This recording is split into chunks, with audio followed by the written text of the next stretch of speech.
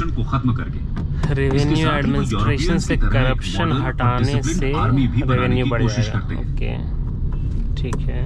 Company से दूरी बनाने के लिए वो अपनी कैपिटल को भी मुर्शिदाबाद से मुंगेर शिफ्ट कर लेते हैं। मीर कासिम कंपनी के ऑफिसर्स के द्वारा होने वाले दस्तखत का मिसयूज रोकने के लिए एक ड्रास्टिक स्टेप लेते हैं और इंटरनल ट्रेड पर लगने वाली ड्यूटीज को खत्म कर देते हैं। एक सॉवरेन रूलर होने के नाते वो ऐसा कर सकते थे। इसकी वजह से इंडिया के और कंपनी के मर्चेंट्स की पोजीशन एक जैसी हो जाती है।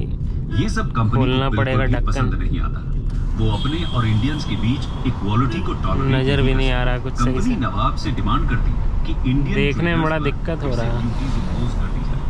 इसी बात पर बंगाल के नवाब और कंपनी के बीच एक बार फिर बैटल की शुरुआत हुई। 1763 में शुरू की कुछ बैटल्स में मीर कासिम हार जाते हैं और वो अवध चले जाते हैं। अवध में मीर कासिम वहां के नवाब शुजाउद्दौला और मुगल एम्परर शाह आलम II के साथ अलायंस बनाते हैं।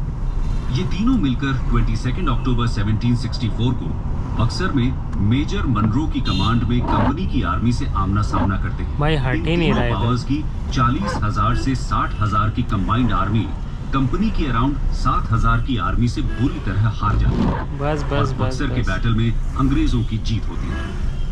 दोस्तों, ये तो हुई बक्सर के युद्ध की कहानी। आइए अब इसके रिजल्ट्स क्या रहे वो भी जानते हैं। Aftermath of Buxar. बक्सर का बैटल इंडियन हिस्ट्री की मोस्ट डिसाइसिव बैटल्स में से एक माना जाता है। इसने दो मेजर इंडियन पावर्स की कंबाइंड आर्मी के अगेंस्ट इंग्लिश आर्म्स की सुपीरियरिटी को साबित कर दिया था। इसने ब्रिटिशर्स को बंगाल, बिहार और ओडिशा का मास्टर बना दिया और अवध को भी इनकी दया पर लाकर खड़ा कर दिया।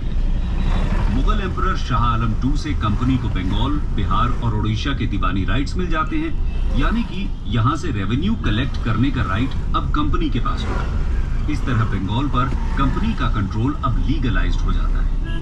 कंपनी इसके बदले में मुगल एम्परर को 26 लाख रुपए की सब्सिडी देने का प्रॉमिस करती है और अवध के 2 डिस्ट्रिक्ट्स कोरा और इलाहाबाद भी इन्हें दे देती है।